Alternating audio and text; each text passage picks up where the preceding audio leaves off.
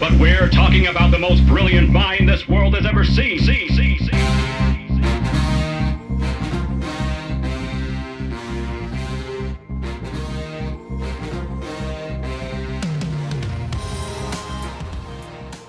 Welcome back into the Brian and Brenden Talking About Beaver Football podcast. For the second time this week, Brenden and I are doing this podcast. We're rolling now. Yeah, it is crazy. This is actually my third since late Sunday morning. So, yeah. We've been doing a lot of podcasts. Yeah, we like doing them. They're a lot of fun. Especially with how many views we're getting. Yeah, a lot of people. Thanks to everyone out there. Thank you very much for reviewing. We'll keep making them, as Brian says. Yeah.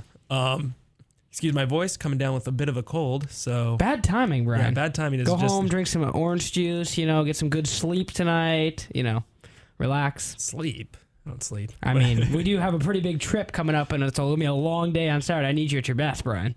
I'll be ready. I'll rally. Flu game? Yeah, flu game syndrome. I do recall back when you were my boss at the barometer, I was just throwing up and didn't want to go cover a game, and you're just like, you know what? It's be a flu game. Go do it, man. It's the flu game. Yep, that's the. So I've gotten that talk before too from Connor Letourneau way back when he was at the Oregonian. He told you it would be your flu game? Oh yeah, when we were in Dallas. Oh really? Yeah, but anyway, that's a whole different story that has nothing to do with what's happening on Saturday when Oregon travels up to Seattle to take on the number 5 Washington Huskies. That's on air. Yeah, I never thought I'd say that about the Huskies. I mean, I believe they're hype coming in, but they rose in the polls real quick. And here's the thing, though, Brian. Some teams, they win a lot of games in a year with a lot of hype, or not a lot of hype. Like, for instance, like Utah's quietly won 6 games. No one's really talking about it. Arizona State's quietly won 5. Washington State's quietly won 3. There's been nothing quiet about Washington's start. No, they've lived up to that. I mean, they had a pretty soft non-conference Rutgers, Idaho, Portland State. Yeah, they're not. Yeah, and even they struggled in their conference opener, but really they have hit their groove against Arizona or against Oregon and Stanford. Yeah. Granted, Stanford is. Here's the thing. The thing to remember with the Huskies, their toughest games are still to come. I think they have to go to Utah and Salt Lake. Utah has a tendency to, that's not a gimme by any means. Utah's always a tough team to play on the road. Have to play USC. USC is a tough team, too, rising up a little bit. And then at Washington State, that game's going to have a lot of emotion. Probably some top 25 Cougars will be ranked by then. So I'm not going to say Washington's not through the toughest part of their schedule. And when they played Stanford, obviously we're seeing Stanford's wasn't this number 7 team that they are. So yeah. Washington definitely kind of dethroned the Pac-12 North champs because it's been either Oregon or Stanford the last 2, and they beat them by a combined... Quick math, 114-27. Yeah, Washington, Brian, could lose 2 games in conference and still win the North. Yeah, 124-7. Well, actually, 114. I'm sorry, I'm forgetting about Washington State in the North. But if they, I forget. Excuse me, let me rephrase that. Washington State's undefeated in conference as well. But if it wasn't for Washington State, the next closest team is Stanford with 2 losses. So the North looks like it's Washington or Washington State's. Yeah, that's pretty crazy considering just a couple years ago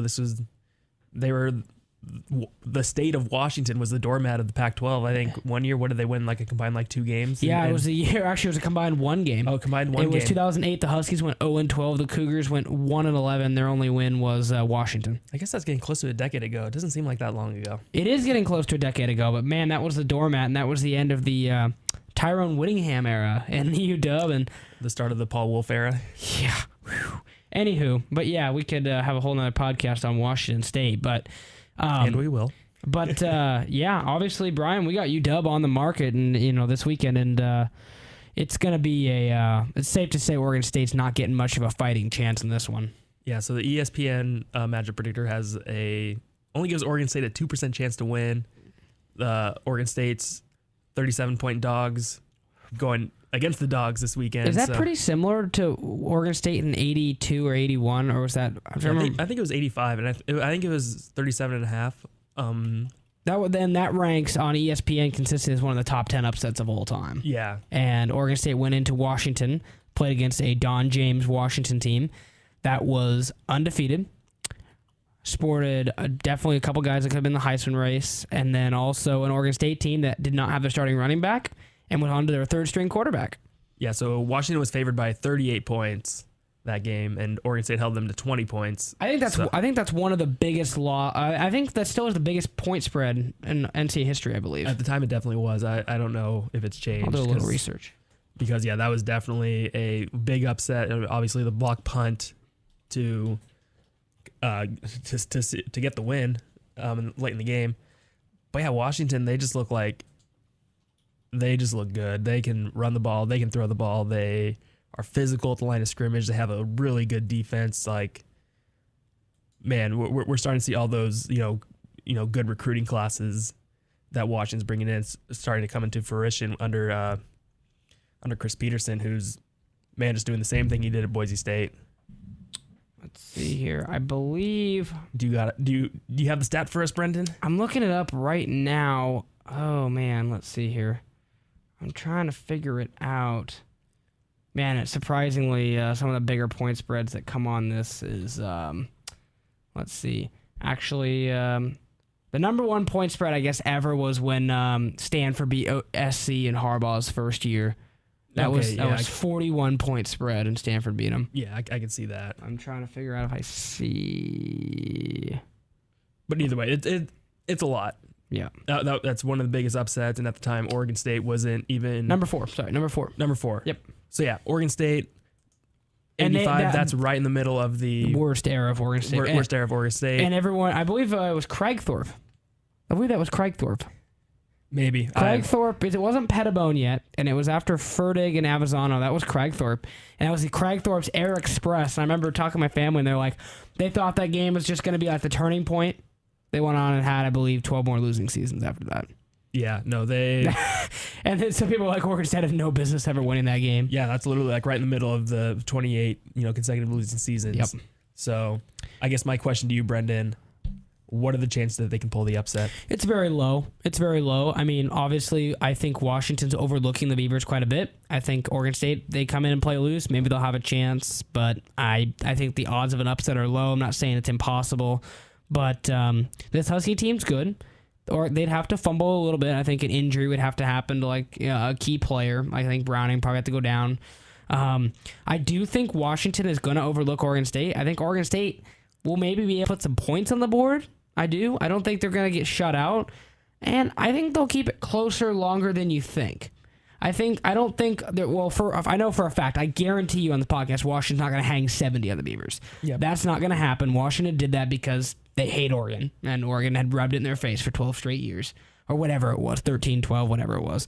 I got Washington scoring about 45 points in this game, but I think I got Oregon State hanging within 2 scores at halftime. So I really think it's not going to be, I don't think it's going to be as ugly as people may think. That's all. That's just my two. I think Oregon State remembers Washington being up like 38, 3 at halftime last year. And I'm not saying they have the potential, but I think Marcus McMaryion comes out. I think Oregon State maybe even receives the ball, goes right down the field and scores. I think they throw the ball better than they've thrown maybe all year, and I think they have a solid game. Yeah, we'll touch a little bit more about Marcus McMaryion and going against the Huskies a little bit more later. I think Washington, there could be a little bit of rust factor, and they came off 2... I've brought it up a couple times. They emotional have emotional wins. Stanford, emotional win. Oregon, real emotional win. That might be more emotional than even the Apple Cup this year. Yeah, that holds a lot of weight. Then they go into a bye week, so there might be a little bit of rust. I know Chris Peterson gave them, I think, only practice 2 days during their bye week, so there might be a little bit of rust. There might be a little bit of overlooking. And not to confuse, I'm not saying Oregon State's going to win this game. Yeah. But I'm saying Oregon State, I think they're going to compete better than Stanford and Oregon did. And I know that's surprising to say, but I think Oregon State hangs with them for a little while. Yeah, and I think Oregon State's a team right now that's kind of gaining some momentum. If they can get anything going in the passing game, I think that their offense will open up a little bit. They've played surprisingly well on defense the last couple weeks. They've done some really good things. They shut down the Cal passing game, made them run the ball. Against Utah, they came up with some key stops in the running game, especially late when they got back-to-back stops on 3rd and inches, and then on 4th and inches. I think the defense is starting to figure it out a little bit. The biggest thing I think is how will they rally around Marcus McMaryion? How will he be able to at least replicate what he did against Oregon, where he just played smart, didn't didn't make any bad plays and just kind of put the Beavers in good situations, because even what he was able to do against Oregon, we haven't really seen a quarterback just play smart, and while being able to play smart while still like being productive. Yeah, I mean, I couldn't agree more. I think Marcus McMarion's going to come out. I've said, it's been public, and I said Marcus, I think, has the best arm in practice that I've seen. So far he's done some really good things in practice. It'd be interesting to see how he can do against a really good Washington defense. But I look for Marcus to throw about 200 yards in this game. Yeah, I was talking off the record to one of the players who I bumped into, and he said Marcus had not a good week, a great week. Really? Like a great week. And I don't know. It's kind of an unfair game to judge Marcus Marion, because he's going into a hostile environment against a top 5 team. Just watch Marcus go in, throw for like 3 teddies, 300 yards, keep Oregon State within like 2 scores. They lose by like 2 touchdowns. I'd be like, all right. Yeah, that would be something. I'm not. That's tough to expect. No, but I mean, because Washington's defense is. Oh yeah, but I mean, elite in the Pac-12. But you see, I'm not so sure, because they played so bad against Arizona, and Coach Anderson's like, and even Treston Decoud was saying this week, there's a whole lot of things he said people haven't been looking close enough, but he said there's 2 or 3 things that Washington doesn't do very well, and that he's surprised they don't do very well for a top 5 team. He wouldn't give me specifics, but he's like, there's a couple things that we know we can exploit that they don't do well, that we're surprised they don't do well. So, I mean, we'll see how it goes. But then again, Coach Anderson also compared this team to the 2014 Ohio State team that won a national championship. Yeah, so beat Anderson's Wisconsin team like 59 zip in the. Yeah, that was Anderson's last game. Yeah. At Wisconsin. Anyway. Yeah, no, it's a tough situation for Marcus. I feel like he's kind of always like been thrown into these weird not great situations. Last year, obviously making his first start at Autzen, which is still one of the toughest places to play for a quarterback. You look to even Weber State. When they put him in, at the goal line. Like they did the same thing against Michigan. It's just like they haven't just put him in positions to succeed very often, and this is kind of a raw deal for him to go against Washington. But arguably, he's going to get at least 2 weeks, because Connor Blount ain't going to be back next week either. Connor Blount's out for a little while. We don't know specifics, but Marcus is going to get his chance to go up against Washington State next weekend too, if he stays healthy, of course. Yeah, and boy, if he doesn't stay healthy, boy, Oregon State is in a world of hurt. Yeah, Brian and I talked. It's not going to be pretty after that. I mean, you could put a Band-Aid on it, and I'd put Seth Collins in there, but if you put Mason Moran in there, it's not going to get good for the Beavers. No, I think they're going to try to preserve Moran's red shirt by all means necessary. Victor Bolden, the quarterback? Possibly. Dave Baldwin last year. Oh, Victor Bolden can play quarterback. Yeah. But, anyway, with that being said, though, obviously we could talk about the injuries and whatnot forever. But, yeah, I mean, I think Oregon State's got a shot. And, obviously when we get to pick'ems, Brian, I'll throw out my prediction. I'm not sure if we're doing that quite yet. But, yeah, I think the Beavers got they got a chance to at least keep things close for a little while. Yeah, I agree. I think 37 points is too high, so I would definitely take the under. But man, Washington sure looks good offensively, and what they were able to do last year was, I mean, granted, Oregon State, when they were playing, Oregon State was pretty depleted in the secondary and whatnot, but I think Jonathan Smith, takes a little, he gets a little excited when he plays against Oregon State and just likes to put up some points. Definitely. So yeah, Washington. I guess I haven't really talked about how I see this game going. I'm like you. I see this game being a lot closer than many will expect. Yeah. Do you got a prediction for it? You want to start predictions, Brian? Yeah, we can jump into it a little bit. Yeah, I see this game being close in the first half. I see Oregon State coming out and playing strong. I think they rally around Marcus. I think he's pretty popular amongst the entire team. And that, and that just showed, because even when Connor Blount came in at quarterback, there was a lot of guys. I mentioned this earlier in the week of the pod. There were guys like, who's that number 12 guy? But then when I go talk to like Artavis Pierce earlier in the week, he's like, oh yeah, Marcus, that's my boy. Even Anderson said the guys rally around Marcus. Marcus has been there for 3 years. Everyone on that team knows Marcus real well. And, actually didn't know Gabe Ovgard still rooms with Marcus. Yeah, Gabe Ovgard does. So he lives with like Adam Sosman and Trent Moore. Yeah, they're all And I said that's and he just said, Marcus is one of the hardest workers he knows. So I mean, we'll get to see what Marcus can do out there. So I got the Huskies. Huskies. I mean, obviously I'm not going to pull the upset of the century here, but I got the Huskies and I got them winning. I said 45, and that's the number. I got them winning 45-21. Yeah. Yeah, I have Huskies winning, and I have them winning 41-24. I think it's going to be close, and I think Really? That close? Yeah. Was that 17 points? I had the Huskies. I mean, I'd like to, but I just don't know if the Beavers can keep the Huskies that dialed down. Yeah, I guess Oregon State is kind of dealing with some injuries on the defensive side. Oh, gosh. Yeah, now I think about it, it could be – there's a lot of burned red shirts that are going to probably happen this game, especially on the outside backers. Oh, geez. That position that Titus was in, Titus Vialuga, the whole depth chart is gone. Yeah. Like Titus, Joa, and then Shamar Smith. Yeah. Yeah. Oh, I think Hughes Murray is going to play this week, and they're going to burn a few more. Yeah, Hughes Murray. He's from the Seattle area, so maybe you never know. Maybe he just gets after Jake. Yes. Yeah, he just hey, Washington, why don't you? You didn't want me? Yeah, you didn't want me. I'll show you. Yeah. Who knows?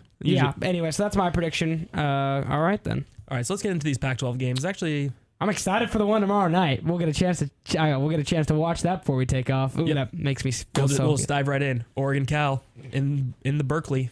God, I love Berkeley. I do. I like Berkeley. I'm gonna go Cal. Cal's had a week and 9. Cal's had a week and some change to get ready for Oregon's porous defense. I got Cal putting up massive points. I got Cal putting up 55 points and 55 to, I think Oregon scores points 55-35 because Cal's defense is not very good either. 55-35. Davis Webb throws for 400 yards and 4 teddies. All right. That's not bad.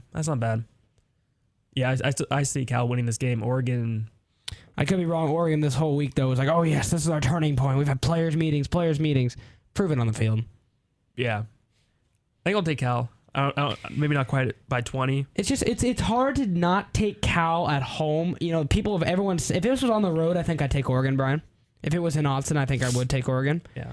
But everyone's been, and there's evidence backing up. Cal's a much different team in Berkeley than they are at home. Their only losses have come away from Berkeley. They lost to Oregon State, lost to San Diego State, and why am I drawing a blank on their third loss? Texas. No, Arizona State. And that was on the road. Yeah. So they're all 3 of their losses come on the road. They've won some big games at home. Obviously Texas, and they're not great, but they, at the time were a big win. I don't think Oregon can match. I don't think Oregon's secondary can keep up with Davis Webb. Yeah, me neither. Oregon, they got some problems on defense, and do you think they could remedy that in 13 days? I don't know. From everything I've read about Oregon, and seen about Oregon, is that they just don't have the playmakers on defense, and so Cal has a lot of playmakers on offense, but none on. But both. This is the battle of both awful defenses. Yeah, but I'm gonna take, and Oregon's still starting the freshman quarterback. Herbert will start. Yeah, I'm taking Cal, and I'm taking them 41-31. Okay. Colorado, Stanford. This is a good week for matchups so far. Call me crazy. I got the Buffs. You got the Buffs. I'm believing Ralphie. Ralphie's gonna get bowl eligible with this game, Brian. For the first time in Mike McIntyre's tenure, they're gonna go 6-2. They're gonna go 4-1 in the Pac-12. Stanford just came off what I think was a pretty emotional win over Notre Dame. Those games always have a lot of emotion stuff. Colorado absolutely annihilated Arizona State, and even though it's on the farm, I got Colorado because Stanford's defense is still suspect. They allowed 10 points to Notre Dame, yes, but Notre Dame's a bad offense this year. I mean, they scored 3 points when they lost to NC State. So but that game was in a monsoon. It was in Hurricane Matthew, sure, but I'm not buying it. I mean, if I look at Notre Dame's games here, I'm just gonna pull them up real quick and take a look at what some of their games have been. They, let's see here. I guess they were in the 30s. Yeah, I mean, I maybe I was a little touch off, but I still don't think Stanford has solved their defensive problem necessarily. Colorado's probably got the deepest receiving core in the Pac-12. I got and Philip Lindsay's doing well. I just got the Buffs. It's hard to disagree, and I got him 31 17. Yeah, no, this is going to be a really interesting game just because Stanford, they're only scoring like 19 points a game. It's like Oregon State numbers last year. I was about to say that's right on par with Oregon State. So it all comes down to if they can score. Colorado has like one of the better defenses in the Pac-12 in terms of points allowed and whatnot. Yeah, I don't know. Stanford, I just still pick it against them. Like I just have a tough time picking against them and picking against David Shaw, and with Christian McCaffrey possibly returning. Game at Stanford, which I guess isn't like a huge. Stanford maybe is the worst home field advantage in the Pac-12 from what I've heard. It's not very intimidating there. Yeah, so gosh, it's even tough. when they're like a top 5 team, Brian. Like you told me you went down there and it's just like tickets are like $10 and yeah. When they played in 2012, when we they got were tickets, really good. We got tickets for the Oregon top 15 matchup between Oregon State and Stanford, and yeah, there's a bunch of empty seats. People just kind of casually come in and. Yeah, you said it's not a whole lot of yelling. Just kind of sitting back watching the game. I mean, their student sections, pretty crazy. Like they're a typical student section. I mean, most student sections are still rowdy, but I mean, the rest of the state. I mean, I've heard it's not a very imposing environment outside of that. So, with that being said, though, yeah, I'm going Stanford. All right, 24-21, holding Colorado to 3 titties. Okay, 3 titties. Touchdown. Only holding Colorado 3 touchdowns. Really? Yep. Okay. Stanford still has a good defense. Okay, whatever you say. Utah, UCLA. Gosh, another good game. UCLA already with 4 losses, 1-3 in the Pac-12. Man, it is. What is up with them? Josh Rosen, where you at, man? Well, he's hurt. He got hurt. He didn't play last game. Yeah. He's still questionable for this game. I got Utah. I think they really struggled on offense last game. I think they were kind of one of those really ugly wins against Oregon State. I think Utah's going to win. I think it'll be low scoring. Again, I think I got Utah 21-17. But I do got the Utes just because they got the experience. They're a better team with Joe Williams back in the fold, man. Yeah, Joe Williams. Retiree coming out and just busting for yardage.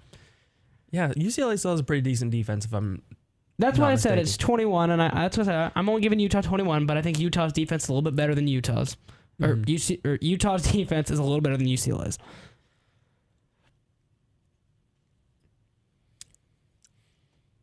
I'm thinking I might take UCLA. All right.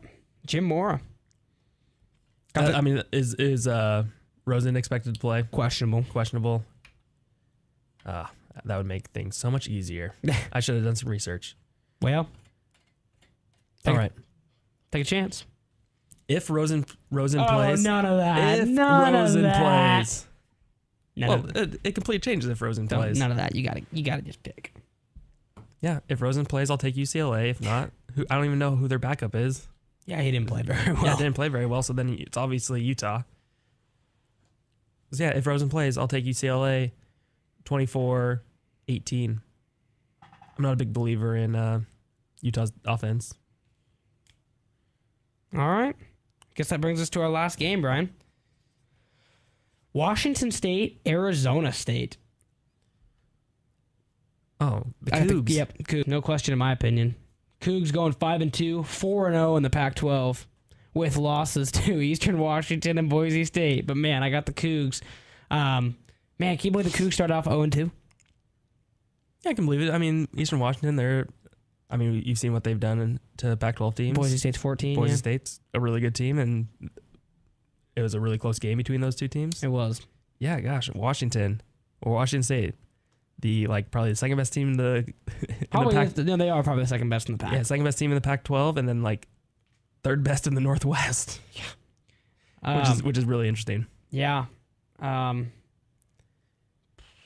Yeah, I got a lot of points in this game. Arizona State doesn't have much of a defense. I got the Cougs 45-31. Cougs. It's a great time to be a Coug, in the words of Mike Leach. Yeah, I'm taking Washington State as well. I think Luke Falk gets back on track and throws a touchdown this week, and starts another streak going for that Washington State defense after it broke after 41 consecutive games. I don't think they minded too much, though. Yeah, I mean now they have a running game and they have a good That's defense and a good offensive line. Like Washington State, they're built well. And that's what Mike Leach said. He said, the air raid's impossible to attack or impossible to stop when you bring in a running game. And that's exactly what the Bear Raid's done with Kalfani Muhammad and Vic Nweri and Cal too. You never want to have a fully one-dimensional offense. Balance is key. It is, and you can see the success. Even you look at Washington, they're just an absolute, Browning doesn't usually throw for more than, like I said, Browning usually, throws for right under 300, and they rush for like 2. That's just balance is key. Oh, yeah. Washington might be the most balanced team in the pack. Yeah. Correct me if I'm wrong, but I'm pretty sure they're averaging 237 yards through the air. Yep. And 229 on the ground. Yep, that is just pure balance. That is what you want. Yep. And it's working out Not for like Washington. Oregon State, where it's like 200 some on the ground, like 105 in the air, something like that. Anyway, maybe it might be under 100 and through the air now for Oregon State. I have to look, but it might be. Yeah, probably. It's definitely close. I'm actually gonna take a look because I want to. But yeah, I have Washington State winning pretty big. I think Arizona State's a pretender, is a 5-win team right now. Yeah, I'm taking them. 51-24. Okay, Brian, they do average a whole 146 yards a game. Good for 121st in the country. Well, didn't Garrettson throw for quite a few yards that first game? Like 280, I think. Yeah, 280. That kind of balances out. Yeah. Like McMarion threw for like 70 yards against. That's true. That's true. Fair. So yeah. All right.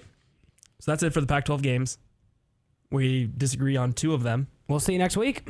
Yeah, I forgot my binder, so I can't. I guess we rehashed last week in our earlier podcast. Man, this 2 podcasts a week is throwing me off a little bit. Yeah, we'll be able to rehash it or leave the podcast next week for sure. Yeah. So anyway, we will be in Seattle this weekend. Tune in to 88.7 KBVR FM 3:00 pregame. 3:00 pregame. I have 3:00 pregame. Yeah, we'll have all the usual content. We'll have pregame and postgame videos. I'm excited. We'll have stories and all that fun stuff. So yeah, we look forward to being up there and just doing our thing up there. Yeah, I'm excited. So anyway, thank you everyone for listening to this rather short podcast, only 27 minutes, which is short by our standards. Hey, now that we're splitting them up, it's all good with me. Yeah. So anyway, thanks everyone for listening. We'll keep busting these out. So yeah, tune in on Saturday to listen to Josh Warren and Brenden Slaughter on the call. Peace. Brian Rathbone on at halftime with the KBVR trivia too. That'll be a good time. I dominate those trivia questions, by the way. He does. I can't lie. Anyway, good night. Have a good day, everyone. Insecurities I have. Won't you lay your healing hands on my chest? Let your ritual clean